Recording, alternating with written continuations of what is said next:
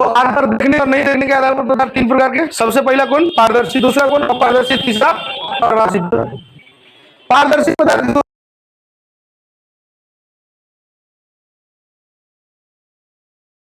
उदाहरण की बात करिएगा तो हवा हमने बताया, चलती हुई पानी देखे आप लोग, चलती हुई पानी को जब देखिएगा, किसी नदी में पानी बह रही है, प्रवाहित हो रही है, तो उस समय में उस पानी को देखिएगा ना तो वो क्लियरली नीचे दिखाई देता है, वहां जो नीचे में रखा हुआ चीज है वो दिखाई देगा। उठा हुआ हल्का भी बड़ा हुआ दिखता है, प्रकाश का बर्तन की हम करेंगे वो अलग कंसेप्ट आ गया है, लेकिन दिखता जरूर है। तो वही चीजें हो गई, क्लियरली दिख मतलब पारदर्शी। अच्छा ये तीसरा एग्जाम्पल, बस में कांच देखें, बस के कांच में जब हम लोग बैठे, मतलब एगो आदमी बस के अंदर में बैठा हुआ है और एक आदमी बाहर में देख रहा है, उसको आराम से क्लियरली देख पाता है कि नहीं देख पाता है, एक दूसरे को कोऑर्डिनेट कर पाता है। तो कहने का यही मतलब है बाबू कि जिससे हमें आर पार दिखाई देती है वो सभी की सभी वस्तुएं क्या है? पारदर्शी पदार्थ है। सभी पदार्थ क्या है? पारदर्शी, जिसका एग्जाम्पल हमने आपको दे दिया। आगे आइए, अपारदर्शी पदार्थ वे पदार्थ होते हैं या वे वस्तुएं होते हैं जिनसे हम आर पार नहीं देख सकते। जैसे एग्जाम्पल के तौर पर इस दीवार के उस पार क्या हो रहा है पता चल रहा है किसी को? नहीं चल रहा है। इस दीवार के उस तरफ क्या हो रहा है? नहीं चल रहा है। तो दीवार क्या हो गया? अपारदर्शी पदार्थ। अब आइए ध्यान से, मान लीजिए हम पीछे में कोई वस्तु ऐसे छिपा दिए और उसके बाद पूछ रहे बाबू बताओ पीछे में हम क्या रखे हैं, दिख रहा है? नहीं दिख रहा है। नहीं दिख रहा है मतलब हम क्या हो गए? अपारदर्शी पदार्थ हो गए। कहने का मतलब वो चीज जिसके पीछे या जिसके आर पार हमें दूसरी कोई वस्तु दिखाई नहीं देती है, तो हम लोग उसी को क्या कहते हैं? अपारदर्शी पदार्थ कहते हैं। उदाहरण आप लोग खुद उतना समझदार है कि समझ सकते हैं। आगे ये जैसे एग्जाम्पल में कहा गया पत्थर, ईंट और दीवार, ये सब क्या है? अपारदर्शी पदार्थ के उदाहरण। आगे आते हैं पारभासी पदार्थ, जिनसे होकर पदार्थ के, जिनसे होकर या जिनसे हम लोग कुछ भाग देख सकते हैं और कुछ भाग नहीं देख पाते। क्लियरली हम लोग को पूरा पूरी दिखाई नहीं देता है, उसको हम लोग क्या कहते हैं? तो उसको हम लोग पारभासी पदार्थ कहते हैं। जैसे तेल लगा हुआ कागज हो गया, घिसा हुआ कांच हो गया, ये सब क्या है? तो पारभासी पदार्थ के उदाहरण है। चलिए अगला जो हमारा टॉपिक है वो कहता है प्रकाशिक माध्यम कहिए या प्रकाशीय माध्यम कहिए, एक ही बात होती है। प्रकाशिक माध्यम या प्रकाशीय माध्यम क्या होती है बाबू? तो वैसा माध्यम जिससे होकर कोई प्रकाश की किरण किसी वस्तु से टकराकर हमारे आंखों तक पड़ती है।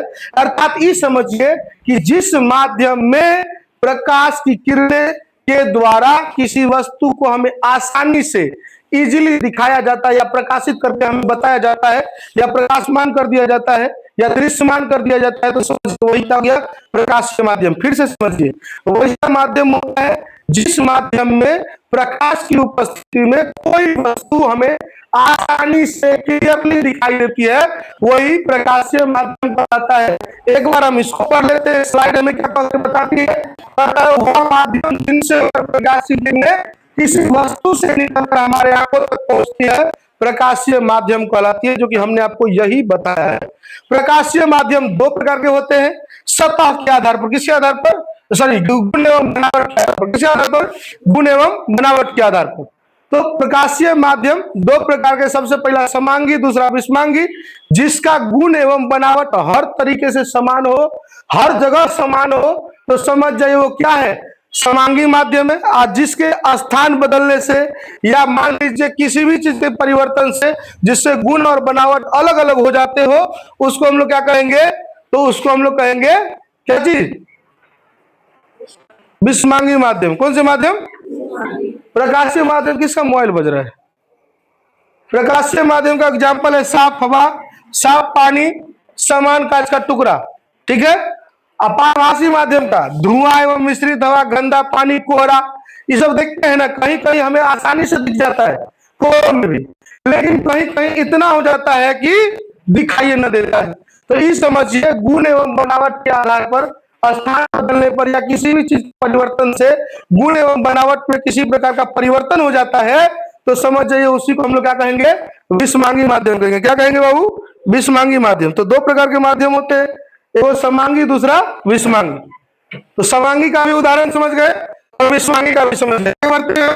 अगला होता है बाबू सतह। क्या, कौन सी सतह? परावर्तक सतह।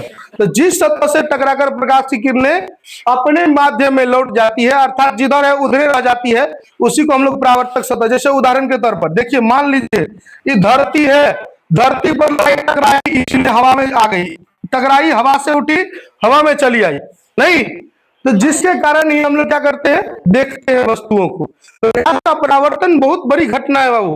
प्रकाश के परावर्तन को आप नॉर्मली जितना सिंपलिसिटी में ले रहे हो उतना सिंपल ये नहीं होता है प्रक्रिया, जान लीजिए। सर काहे कहते हैं? तो अगर प्रकाश का परावर्तन ना हो तो हम लोग आसानी से देख भी नहीं सकते किसी वस्तु को। क्यों? क्योंकि लाइट आर पार निकल जाएगी, लाइट आर पार निकल जाएगी तो हम लोग किसी वस्तु को शीशा में जो होता है उस प्रकाश नहीं देख सकते।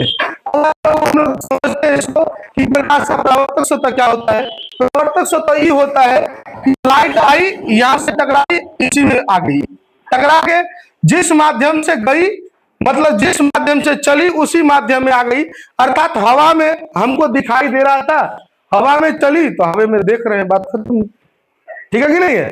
लाइट जमीन पर टकराती है, उसके बाद इन्वायरमेंट में फैल जाती है, जिससे हम लोग किसी भी चीज को आसानी से क्लियरली तेजी से देख पाते हैं। ठीक है, आगे चलेंगे बाबू। तो परावर्तक सतह किसको कहते हैं?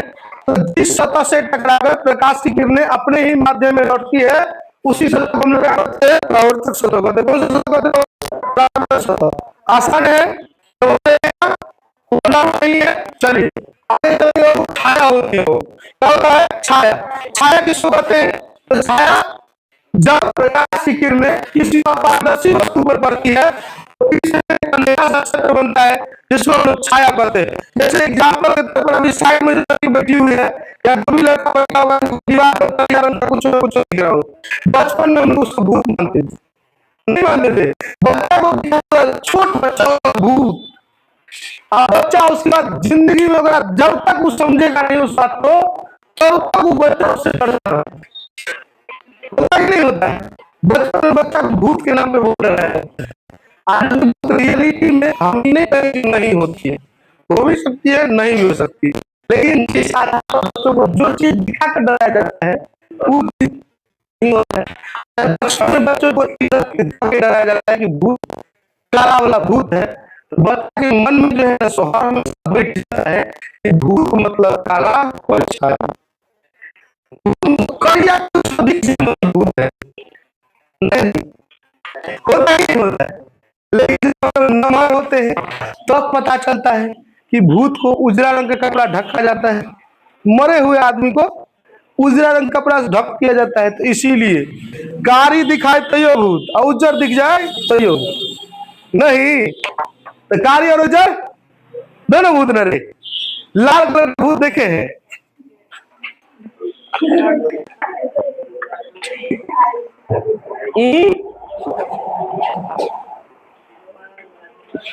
देखो हम किसी की घटना का मजाक नहीं बना रहे, लेकिन रियलिटी ये है कि भूत ज्यादा लड़कियों में ही आती है।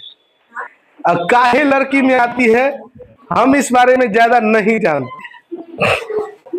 ठीक है, हम देखिए ध्यान से सुनिए इधर, हम अपने आसपास में हम अपने आसपास में ऐसा अगर 200 केस देखे हैं कि भूत धर लिया है किसी को, 200 केस में 9 केस देखे हैं कि लड़कियों को धरा है। ठीक है कि नहीं है? अब पता नहीं कैसे धरता है, हमको इस बारे में कोई जानकारी नहीं है। देखिए वो ऐसा ही कहे पीट रहा है।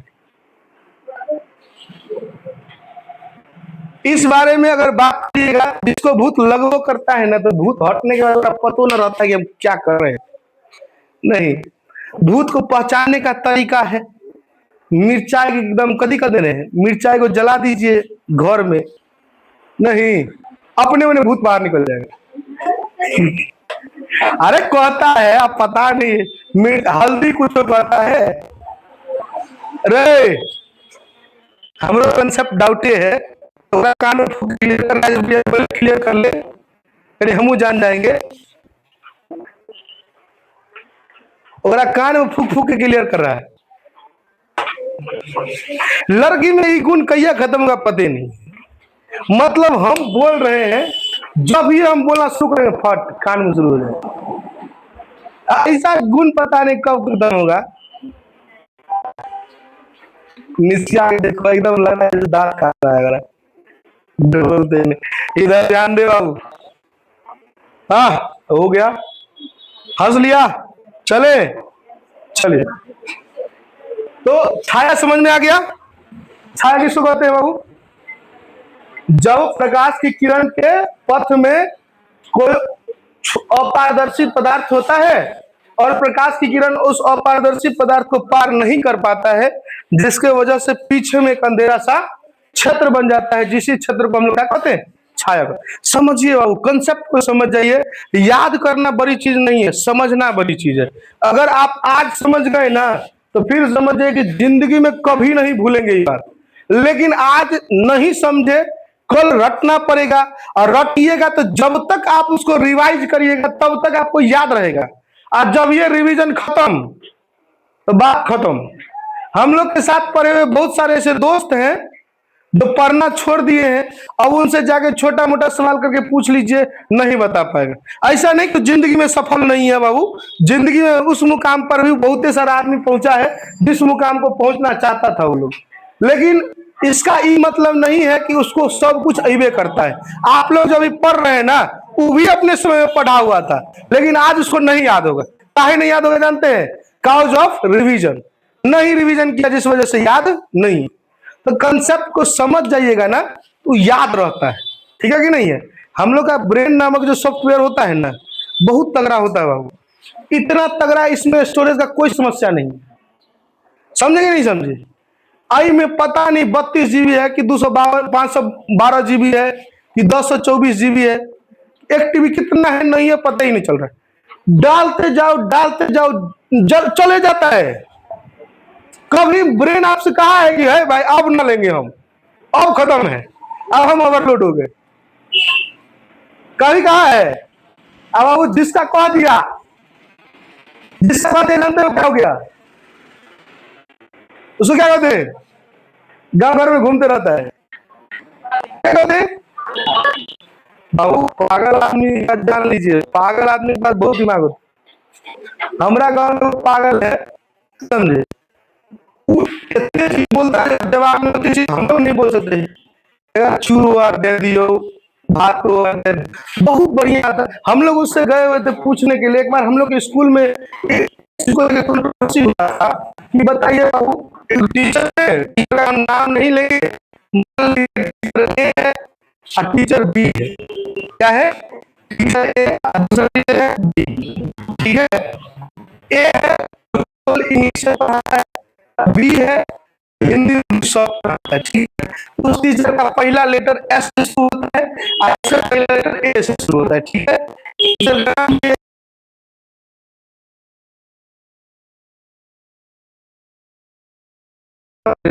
इंग्लिश में उसको बढ़िया। एक क्वेश्चन था उस समय में जिसमें हम लोग अप्रोक्सीमेटली छठा सातवां में पढ़ रहे हैं। आई ईट, क्या आई ईट क्वेश्चन में बनाना ट्रांजिटिव। ठीक है? ट्रांजिटिव आप लोग सुने होइएगा। ट्रांजिटिव और इंट्रांजिटिव होता है जिस वाक्य में अगर ऑब्जेक्ट अवेलेबल रहता है तो उसको ट्रांजिटिव वर्ब कहते हैं, जिसमें ऑब्जेक्ट अवेलेबल नहीं रहता है तो उसको इंट्रांजिटिव या नॉन ट्रांजिटिव वर्ब कहते हैं। तो आम भाषा में समझिए, जितना जय मतलब जिसमें ये है जैसे आई है,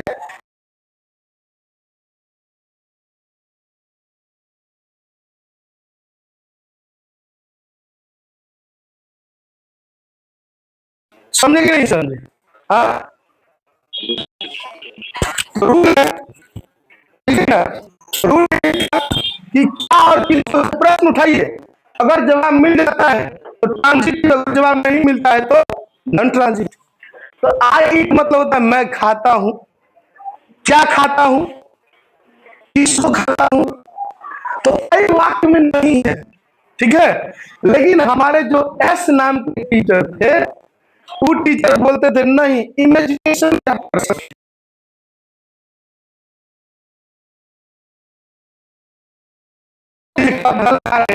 मान लीजिए भात दाल सब्जी खा रहे नहीं, आज जो हमारे थे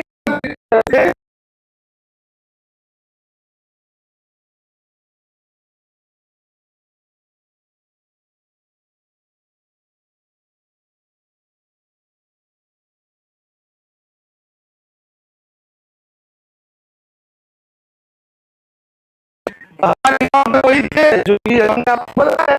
थोड़े से पूरे पूरे पागल नहीं है, थोड़े से है वो पागल नहीं है।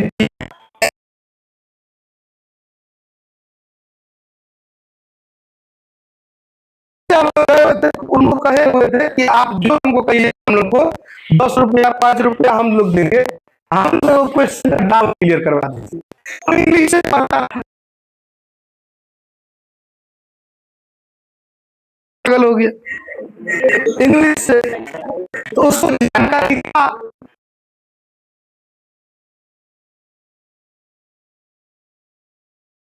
करा इंट्रांजिटिव, सीधे कह दिया इंट्रांजिटिव। हम लोग पूछे कैसे, तो वो कहे देखिए इसमें ऑब्जेक्टिव लेवल नहीं है, अगर ऑब्जेक्टिव लेवल रहेगा तब ट्रांजिटिव, अगर ना है तो इंट्रांजिटिव। तो अंततः सही किसका हो गया, टीचर ए का। लेकिन बी इस बात को मानने के लिए तैयार नहीं था कि बात सही है कि गलत है। लेकिन उस समय के बाद भी हम लोग को तो पता चल गया कि चलिए भाई टीचर है, देखिए हम लोग ही टीचर है, हम लोग के पास हम लोगों से भी बहुत गलतियां होती है, ऐसा नहीं कि गलतियां नहीं होती है बाबू, लेकिन गलतियों को एक्सेप्ट करना चाहिए कि हाँ हमसे गलती हो गया तो चलिए कोई बात नहीं, ठीक कर दिया जाएगा उसको, है कि नहीं है। लेकिन अब ई टीचर भी जो थे वो एक्सेप्ट तो नहीं कर रहे थे कि हमारा गलत है। इस बात को लेकर के स्कूल में थोड़ी देर कंट्रोवर्सी चली थी, लेकिन उसको लास्ट में खत्म कर दिया गया। और अंततः ई वही पढ़ाते थे जो बोले, और ई वही पढ़ाते थे जो ई बोले। लेकिन सही किसका था, ए वाला का था। किसका था बाबू, ए वाला का। तो आई ईट क्या है, ट्रांजिटिव है कि नॉन ट्रांजिटिव या इंट्रांजिटिव, क्या है, ट्रांजिटिव या इंट्रांजिटिव। कैसे इंट्रांजिटिव,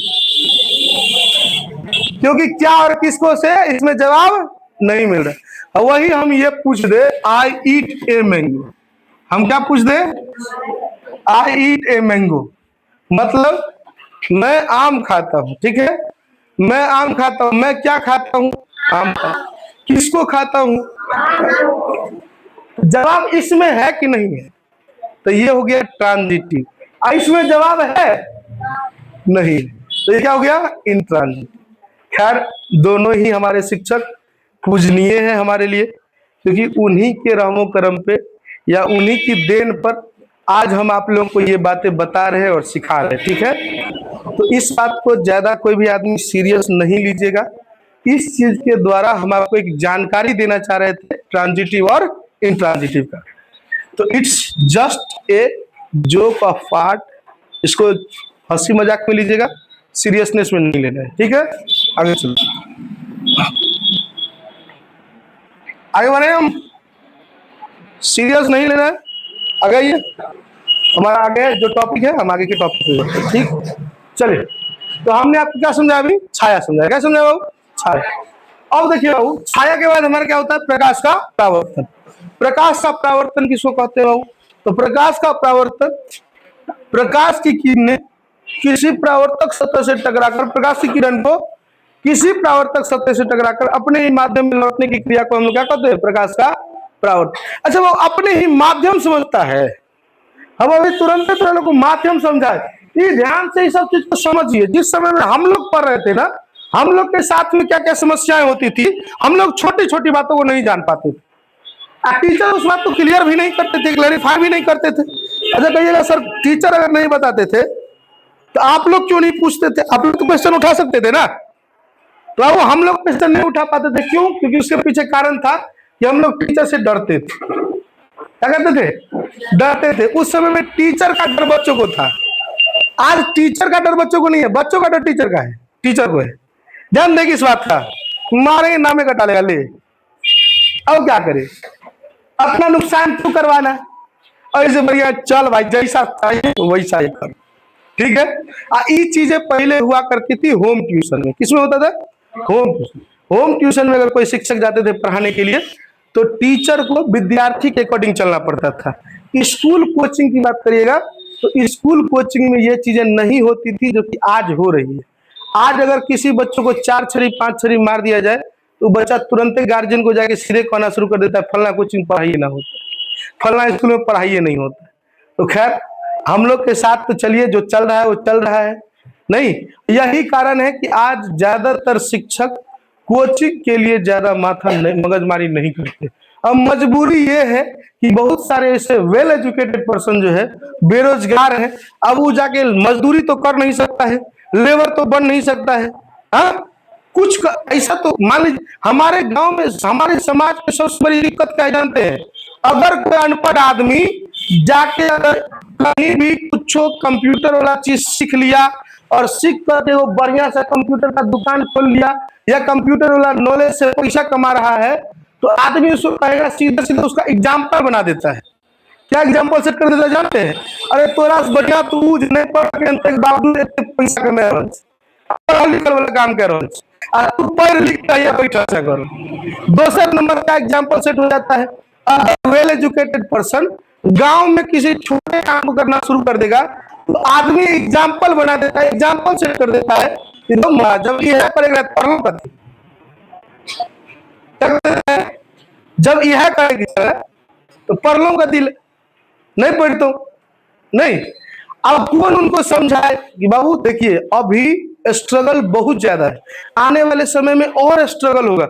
आप लोग तो 10वां में है, 10वां समझिए पढ़ाई की पहली सीढ़ी होती है। आपको इसमें पता नहीं है कि समस्या क्या होती है, आपको 10वां का सवाल ही समस्या लग रहा होगा। लेकिन जब आप लोग जीवन के रेस में आगे बढ़िएगा ना, 10वां के बाद इंटर में जाइएगा, इंटर के बाद ग्रेजुएशन में जाइएगा, वहां आपको फील होगा कि कितना रेस है इसमें। यहां चलने से काम नहीं चलता है। अभी आप लोग चल रहे हैं, हम लोग तो चलियो ना, रेंग रहे हैं आप। जब आप लोग 10वां के बाद इंटर बीए में जाइएगा या जनरल कंपटीशन का तैयारी कर